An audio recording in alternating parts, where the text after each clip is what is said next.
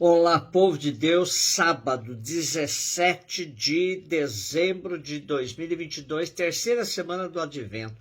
Nossa reflexão de hoje é a partir de Gênesis 49, 2, 8 a 10 e Mateus 1, de 1 a 17.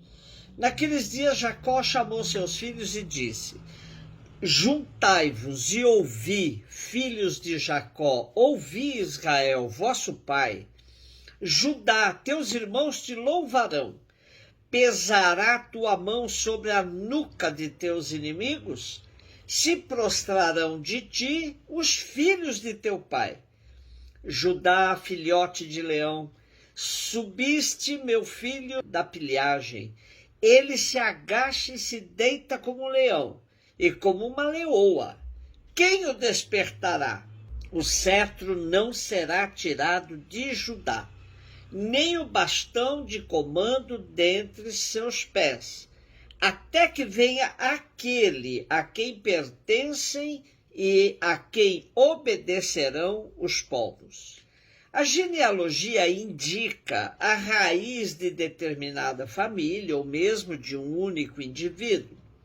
No texto bíblico, a genealogia está aí para nos mostrar que aquele personagem não surgiu do nada e nem para o nada. Ele descendeu de ancestrais importantes, o que evidencia o próprio plano de Deus. Nossos textos de hoje evidenciam bem essa realidade. Na narrativa de Gênesis, no seu penúltimo capítulo, vemos o patriarca Jacó, moribundo, que reúne a família e pronuncia palavras consideradas sagradas e proféticas sobre o futuro dos seus 12 filhos e da descendência deles.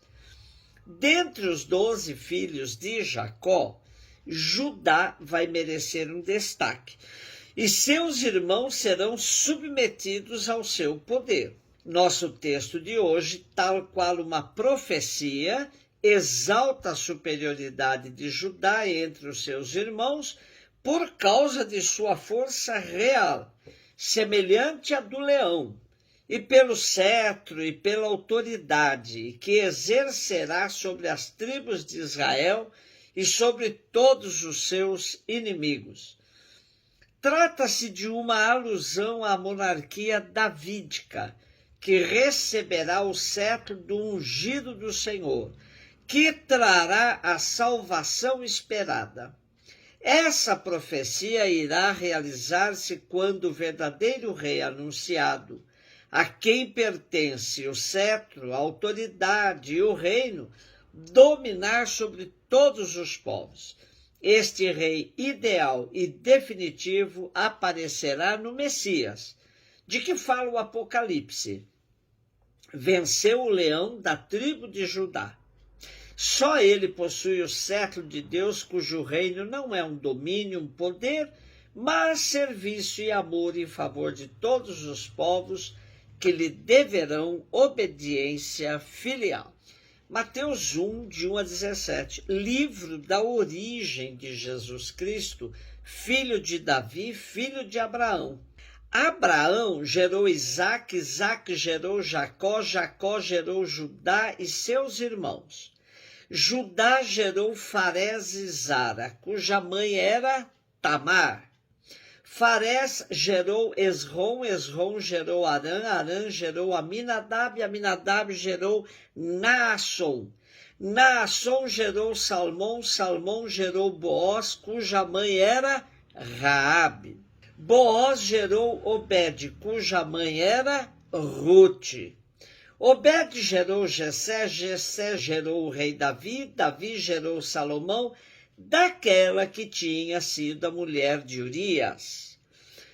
Salomão gerou Roboão, Roboão gerou Abias, Abias gerou Asa, Asa gerou Josafá, Josafá gerou Jorão. Jorão gerou Osias, Osias gerou Joatão, Joatão gerou Acás, Acás gerou Ezequias, Ezequias gerou Manassés, Manassés gerou Amon, Amon gerou Josias, Josias gerou Jeconias e seus irmãos, no tempo do exílio da Babilônia.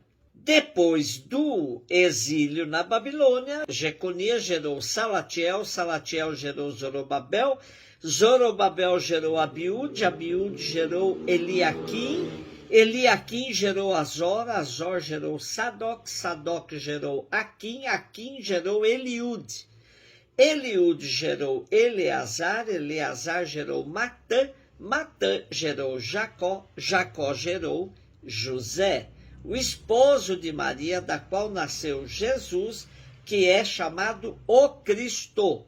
Assim, as gerações desde Abraão até Davi são 14, de Davi até o exílio na Babilônia, 14, e do exílio na Babilônia até Cristo, 14. A genealogia de Jesus, conforme descrita nos evangelhos de Mateus e de Lucas, tem o intento de dar legitimidade à sua pessoa e aos seus ensinamentos, proclamando que Jesus era aquele esperado e anunciado no Primeiro Testamento e revelando o plano de Deus sobre seu Filho. Mateus abre o seu evangelho com a narração das origens humanas de Jesus. A genealogia de Jesus Cristo, que começa em Adão e termina em José, esposo de Maria, da qual nasceu Jesus, que se chama Cristo, e tem a diferença na narrativa de Mateus, que vai começar com Abraão, que é diferente da genealogia de Lucas, que começa com Adão. O evangelista divide a história da salvação, que tem o seu ponto culminante em Jesus, Messias, em 3 grandes períodos: Abraão, Davi e o exílio. Apesar da monotonia e do caráter artificial da sucessão dos nomes, o texto tem valor importante, teologicamente falando, pois nos oferece a genealogia humana daquele que será o protagonista do Evangelho. Confirmam-se as promessas dos profetas, segundo as quais Jesus é descendente de Abraão e de Davi, e, portanto, possui as bênçãos e a glória dos antepassados. Lendo a genealogia de Jesus, percebemos que o projeto de Deus tem uma longa história e é nessa história que se insere a encarnação de Jesus Cristo. Como bem sintetizam nossos irmãos exegetas portugueses, Cristo, Verbo eterno de Deus, assumiu a carne humana da estirpe de Davi, fez-se intimamente próximo de nós. Pela sua humanidade, ergueu a sua tenda no meio de nós, tornou-se nosso companheiro da caminhada terrena, peregrino conosco rumo à pátria celeste, em tudo igual a nós, com as nossas fragilidades, os nossos sofrimentos, exceto o pecado. Mas carregou sobre si os nossos pecados e ofereceu-se em sacrifício por eles. Assim alcançou a vitória. Venceu o leão da tribo de Judá, o rebento da dinastia de Davi. Mas este vencedor é um cordeiro imolado, não um leão que devora a presa. E, todavia, é verdadeiramente o leão de Judá o vencedor. Mas a sua vitória foi obtida com o sacrifício de si mesmo e continua a realizar-se. Cristo continua a atrair muitos a si. Gostaria ainda de destacar que na genealogia fica claro que José, o pai adotivo, é o verdadeiro descendente de Davi, garantindo o cumprimento das profecias acerca de Jesus como Messias da linha davídica.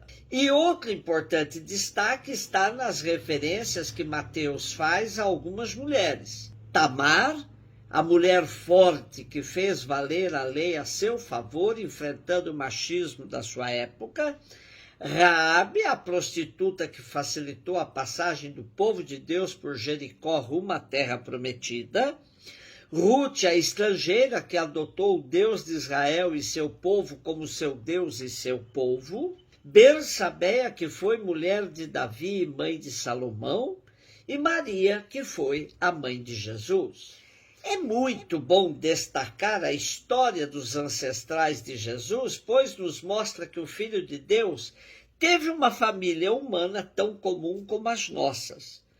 É mais um reforço na encarnação de Jesus, que assumiu nossa condição humana, se fez pobre para enriquecer-nos com a sua pobreza. Um beijo no seu coração.